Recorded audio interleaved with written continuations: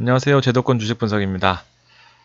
매일 방송하는 게 참 체력적으로 얼마나 힘든지를 몸소 느끼고 있습니다. 오늘 같은 장은 특히나 또 여러분들도 많이 힘드셨을 것 같아서 좀 정성껏 준비를 해봤습니다. 현대차와 LG전자 얘기를 해볼 거고요. 증시 정리하고 또 멘탈이나 마음가짐 특히나 또 이렇게 장 빠질 때는 조금 더 신경이 쓰이는 부분이 많기 때문에 한번 같이 짚어보시면서 또 좋은 부분을 잘 캐치하셨으면 좋겠습니다. 외국인이 여전히 주도를 하고 있습니다. 시장 자체가 크게 바뀌지 않는 게 오히려 다행이라면 다행일 수가 있을 것 같아요. 큰 흐름을 기본적으로 잡아두시면 시장이 빠지는 데 있어서 어느 정도 예측 가능한 부분이 있기 때문에 너무 막 일희일비 하실 필요는 없습니다. 어쨌든 트렌드가 하락 트렌드로 접어들었으니까 그 부분을 잘 인정하시고 뒤에 내용들을 한번 살펴보도록 하겠습니다. 우리는 다 파악했죠. 외국인 주도권의 코스피. 아직도 MSCI 코리아 13%에서 12%, 1% 줄이는 비중이 2조라고 말씀을 드렸죠. 그래서 외국인들은 아직도 5천억밖에 못 팔았어요. 많이 남았습니다. 팔 여력이요. 그동안 1월달, 2월달 올랐던 업종 종목들은 특히나 주의해야 된다. 이런 식으로 계속 말씀을 드리고 있고요. 기관이 같이 매도를 하고 있어요. 그래서 오늘로써 5일 연속으로 코스피가 하락하는 모습입니다. 어저께 OECD 그 다음에 미국 연준의 베이지북 발표가 있었습니다. 둘 다 경기의 흐름을 글로써 텍스트로 나타내 준다 이렇게 판단할 수 있었는데 양쪽 다 글로벌 경기에 대한 둔화를 아주 심각하게 바라보는 모습이었습니다. 여러 가지 측면에서 업종은 이렇게 화학주가 특별히 큰 폭으로 하락을 했고 LG전자 매수세에 유입됐습니다. 이 부분들이 MSCI의 영향입니다. 한국 비중 축소에 예견된 악재가 생각보다 크다 이렇게 바라볼 수 있겠고 중국의 경제 지표가 이제 10일부터 한 4, 5일간 나오기 때문에 이 부분들이 좀 시장을 이끌어주는 그 마지막 희망이라고 볼 수 있겠습니다. 요것까지도 시장이 기대하는 부분을 충족시켜 주지 못한다면 하락이 장기화될 수도 있는 그런 부분이 있고요. 어제 했던 거 그대로예요. 미국 경기 둔화세가 포착이 됐는데 베이지복에서 똑같이 말을 했습니다. 그러니까 어제 우리가 짚어드렸던 부분을 그대로 다시 한번 짚으면서 진짜 심각하구나 라는 부분을 느낄 수 있었습니다. 마찬가지입니다. 이것도 테마주 지역이고요. 현금화의 필요성, 그 다음에 수급 잘 보셔야 되고 선점과 분위기 파악은 이제 되셨을 것 같고요. 오늘은 방송 보시는 오늘은 ECB 통화 정책이 예정되어 있습니다. 아주 중요한 얘기예요. 이게 평소 같으면 또 돈 풀고 말겠지, 돈 풀고 경기 부양시키겠지. 하지만 유럽 경기는 지금 상당히 안 좋습니다. 유럽은 특히나 이 OECD에서 유럽 쪽은 독일은 그 경기 좋고 선진국인 독일을 0.9%나 하향 조정했습니다. 그러니까 유럽 전반적으로 아주 위험하다라는 정도의 메시지를 남겼어요. OECD가. 그래서 오늘 ECB 통화 정책이 있는데 경기 전망이 어두운 부분은 팩트고요. 통화 정책이 핵심이겠죠. 이제 돈을 더 풀 것인지 돈을 더 풀기도 어려운 시점인데도 불구하고 안 풀면 안 되니까 돈을 풀 거란 말이죠. 그러면 여기서 오는 거는 뭐냐? 유로를 풀어서 유로화 가치를 낮추면 상대적으로 달러 인덱스는 유로화의 비중이 60%나 돼요. 그러니까 상대적으로 유로화의 가치가 떨어지면 달러는 어부지리로 또 가치가 높아질 수밖에 없는 구조죠. 그러면 달러가 오르면 뭐냐?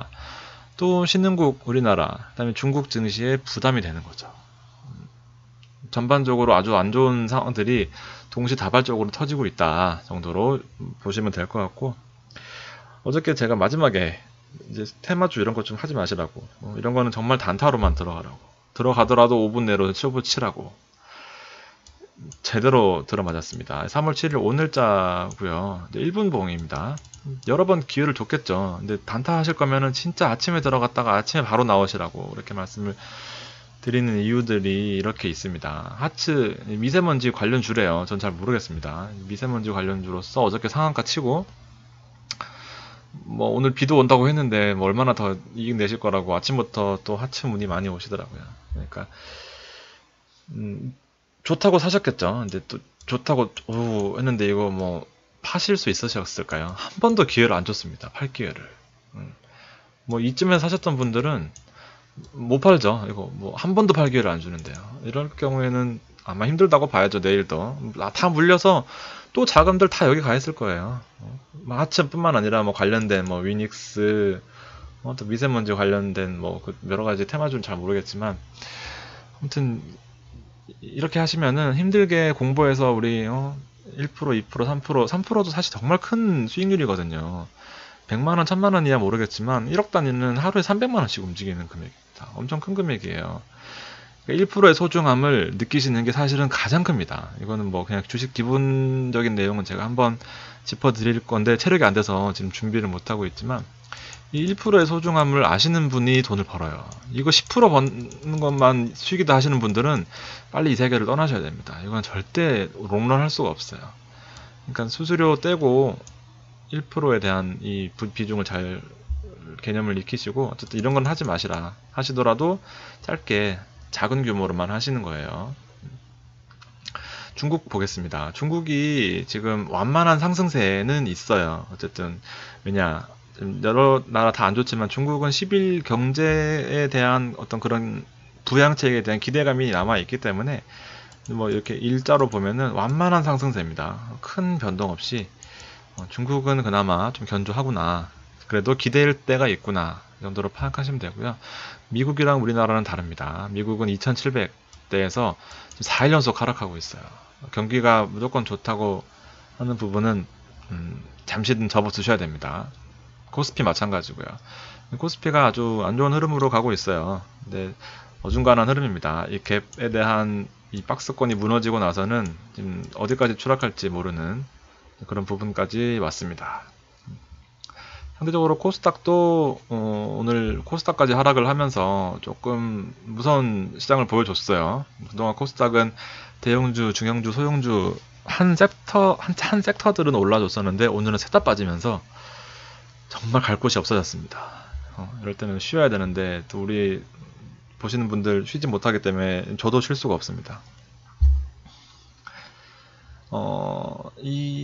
잠깐만, 이건 코스닥 종합 주봉이에요. 네, 주봉입니다. 그러니까 기본적으로 코스닥이 200일선을 지켜주는 모습입니다. 계속해서 이 초록색 200일선, 이건 이제 다 아시죠? 초록색 200일선의 이 경기선. 그러니까 우리나라 시장이 뭐 약하다 하지만 코스닥 쪽에 이 200일선은, 이 경기선은 진짜 제가 일부러 초록색으로 그어놓은 이유가 있어요. 이건 제가 처음부터 끝까지 초록색으로 그어놓고 있는데 아주 중요한 선입니다. 경기의 가이드이기 때문에 200일선까지 무너진다면은 뭐 어떻게 이슈가 될 수 있겠지만, 현재로서는 이런 경우에는 지킨다고 봐야 되는 거예요. 이거 빠지면 어떡해, 이렇게 빠지면 어떡해가 아니라 역사적으로 이렇게 신뢰가 있는 지지선들은 일단은 지킨다고 봐야 되는 거죠. 그 다음에 여기서 손절하더라도 일단은 지킨다고 보고, 사실 아직까지 그렇게 위험한 구간은 아니다. 하루 빠졌는데요. 1일 비하지 마시고요.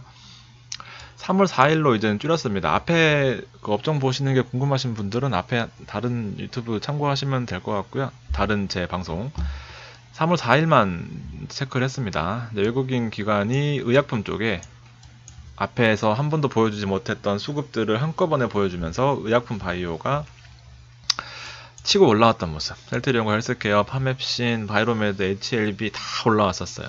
엄청 올라왔다가 이제 개인들은 무서워서 다 팔고 여기로 다 몰렸죠.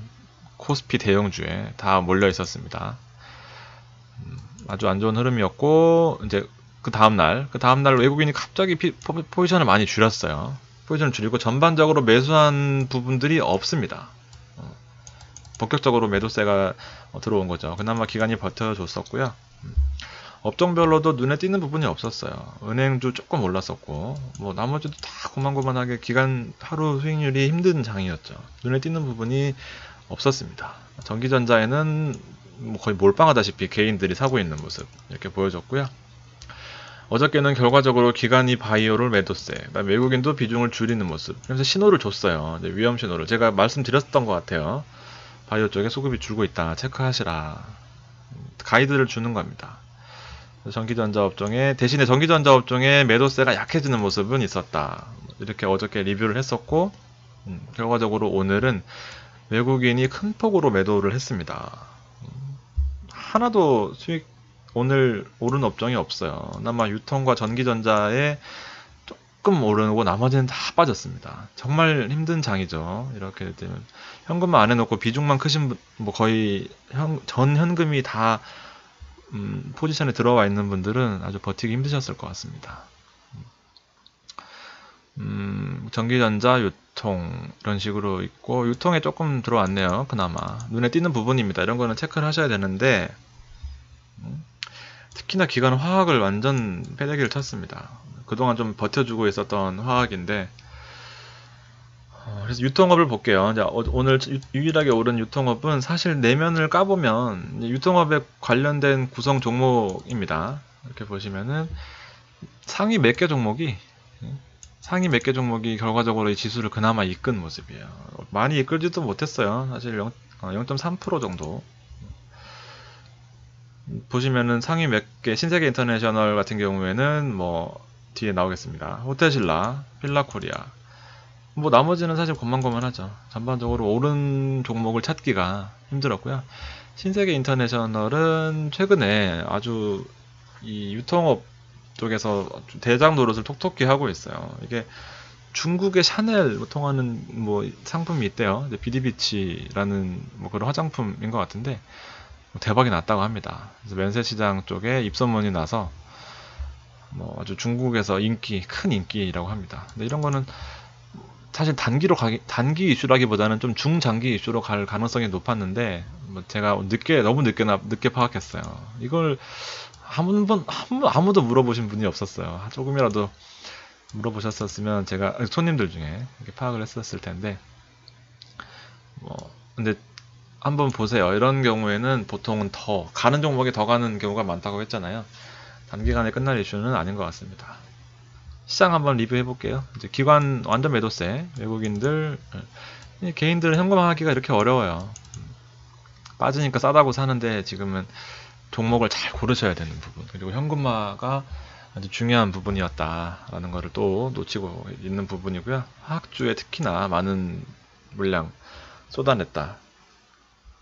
그나마 근근히 버텨주던 업종이었는데 오늘 아주 혼쭐이 났습니다.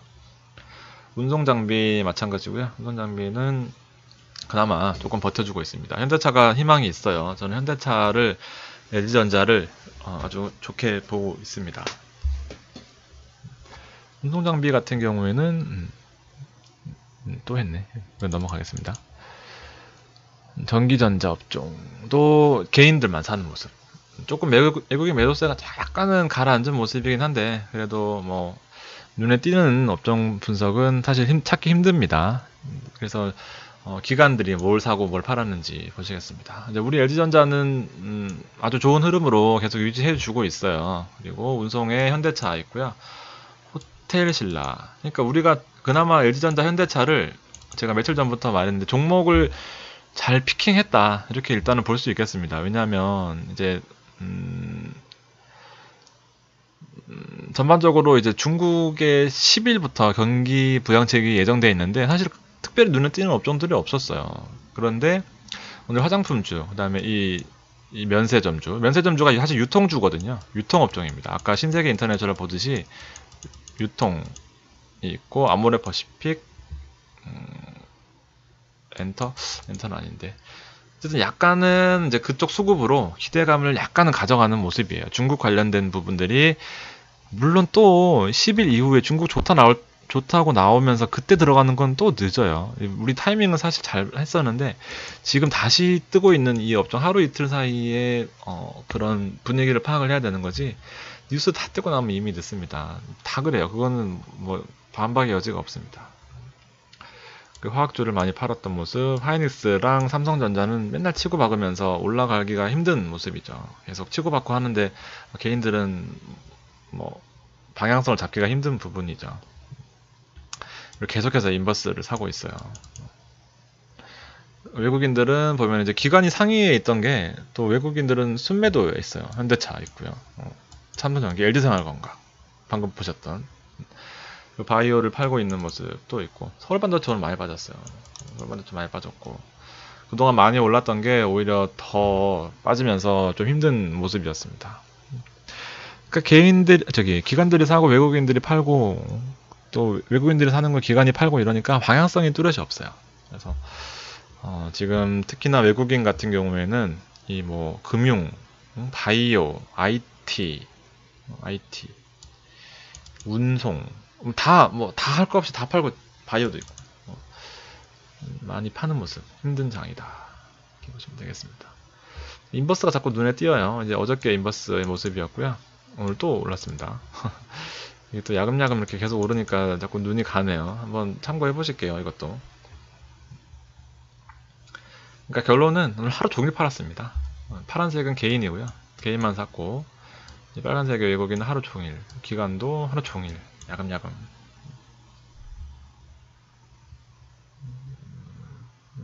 매트릭스 보시면은 신라젠, 셀트리온, ST큐브, 바이오는 확실히 좀 추세가 좀 꺾인 모습이죠.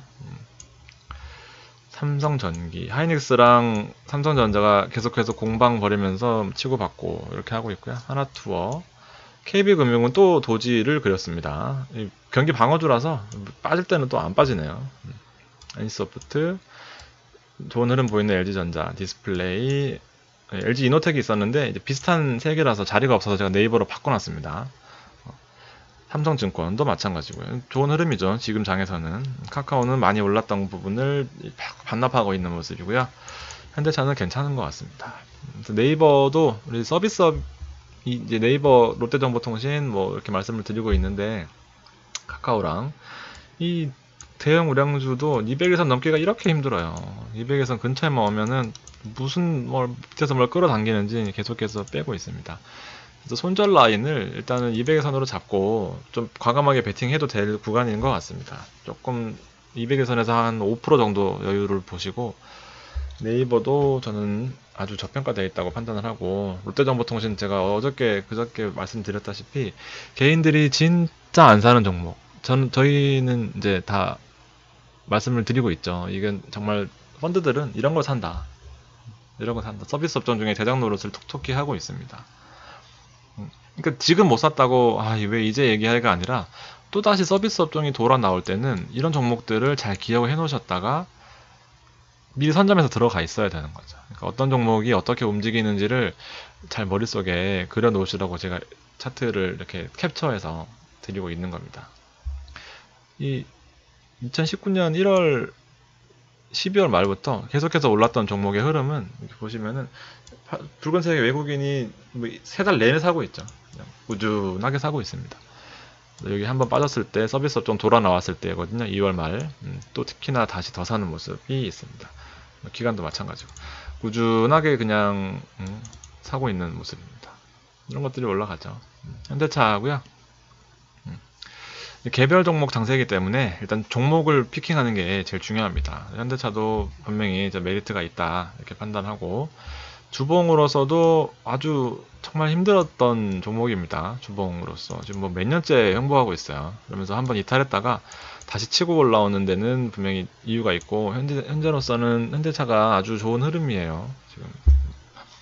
지금 기본적인 습성으로 200에서는 붙으려고 해요. 그래서 크게 욕심 안 부리고 여기서 한 10% 14만 5천원이라고 봤을 때 14만원 목표가 잡고 이렇게 주식하시는 거거든요. 14만원 목표가 잡고 10% 정도 볼 수 있는 그런 종목인 것 같습니다. 물론 더 올라가면 그때는 다시 분석을 해서 또 판단을 하셔야 되겠죠.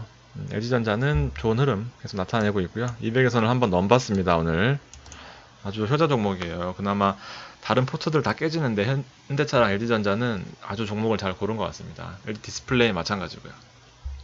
YG 플러스 어저께 제가 추천 종목으로 올려드렸었는데 아주 좋은 흐름이었어요. 오늘 아침에도 아주 좋았는데 생뚱맞게 영업이익 100억 얘기 뉴스 나오면서 다 팔았어요. 기관들이 어제 샀던 기관들이 잘 그냥 조용히 올라갔으면 좋았을 텐데 어쨌든 좀 지켜봐야 되겠지만 좀 약간 저는 중기로 보고 있습니다. 3개월 이상 보고 있기 때문에 저도 같은 배를 탔어요. 만약에 사신 분들은 그러면 더 제가 신경 더 써보도록 하겠습니다. 그러니까 뉴스가 나오면 안 좋아 일단 뭐 그런 부분이 있고요. 뭐 그렇게 큰 하락폭은 아니지만 지수 대비 뭐 큰 하락폭은 아니지만 개인들이 관심을 가졌다는 부분은 조금 신경이 쓰입니다.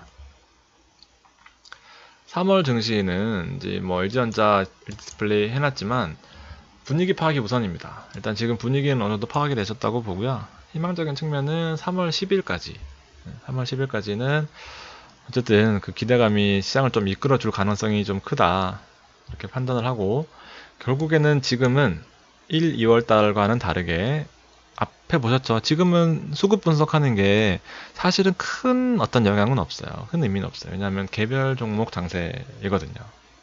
종목을 잘 골라야 되는 시장입니다. 지금 그만큼 어렵고 현금화 시키는 게 오히려 나을 수도 있다. 그러니까 제가 유튜브가 성장한 이유도 1980에서 종목을 하나 두 개씩 찍어 드리면서 이제 그 부분이 상승을 하고 지금 뭐 그런 약간 신뢰도가 쌓인 것 같은데요. 빠졌을 때 종목을 잘 고르면서 올라오는 게 진짜 실력입니다. 올라갈 때는 다 같이 운 좋아서 올라갈 수도 있지만 빠졌을 때 종목 고르는 거 진짜 힘들거든요. 자꾸 빠진데 어떻게 삽니까? 못 사죠, 무서워서. 근데 이때 분명히 기회가 있는 거예요. 꾸준히 이 종목의 움직임을 매일 보시다 보면 이제 어떤 때 어떻게 올라오고 또 어떻게 뭐 이런 부분들이 파악이 되기 때문에 다시 올라올 때 이제 같이 저랑 으쌰으쌰 해서 너무 일희일비 하실 필요는 없습니다. 지금 전체적으로 글로벌 경기가 안 좋다는데 한국 주식만 하시고 계실 텐데 어떻게 수익을 낼 수 있겠어요. 그러니까 어느 정도 시장은 인정하시고 이제 또 나름대로 요 빠졌을 때 장도 뭐 희망과 재미로서 투자하는 부분이기 때문에 너무 상심하지 마시고요. 종목 잘 골라서 수익 내셨으면 좋겠습니다. 또 하다 보니 20분이 넘어갔습니다. 체력 관리 잘 하시고 내일 또 뵙겠습니다. 감사합니다.